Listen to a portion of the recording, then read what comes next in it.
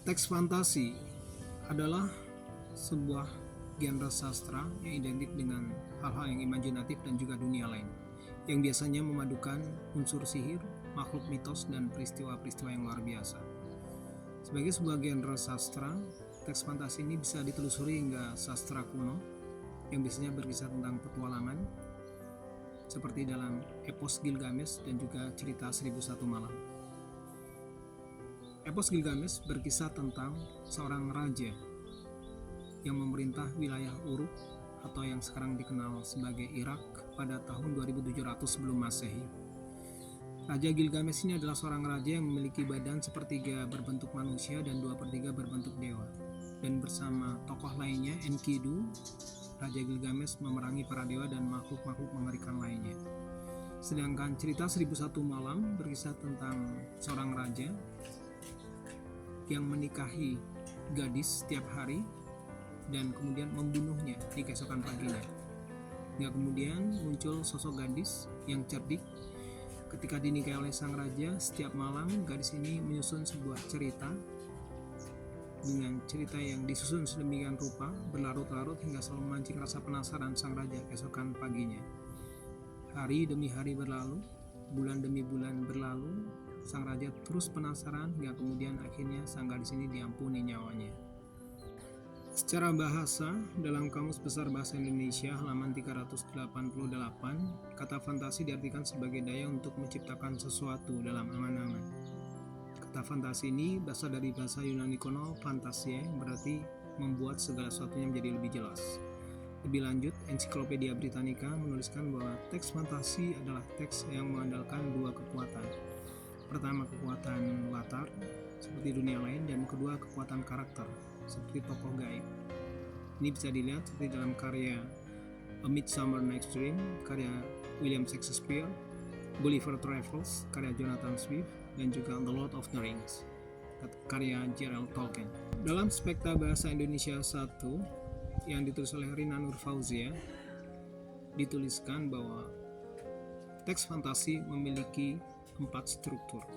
Yang pertama adalah orientasi, yang kedua adalah komplikasi, yang ketiga adalah klimaks, dan yang keempat adalah resolusi. Orientasi adalah sesi perkenalan tokoh, latar, dan juga karakter dalam cerita. Komplikasi adalah sesi pemunculan konflik. Klimaks adalah ketika konflik mulai memuncak, mencapai titik puncaknya, dan resolusi adalah penyelesaian akhir dari konflik yang terjadi. Sementara kaidah kebahasaan yang biasanya muncul dalam teks fantasi yaitu salah satunya adalah kalimat langsung. Kalimat langsung adalah kalimat yang disampaikan atau dituturkan oleh pembicara pertama langsung atau spontan kepada pembicara kedua. Itu artinya dituntut kehadiran langsung kedua tokoh, baik orang pertama ataupun orang kedua.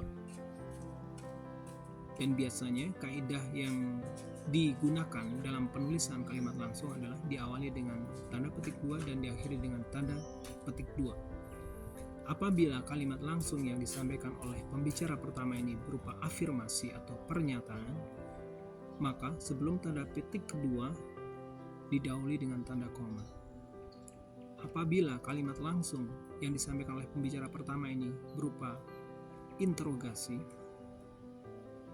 atau sebuah pertanyaan, maka sebelum tanda petik kedua didahului dengan tanda tanya. Dan jika kalimat langsung yang disampaikan oleh pembicara pertama ini berbentuk impresi atau perintah, maka sebelum tanda petik kedua didahului dengan tanda seru.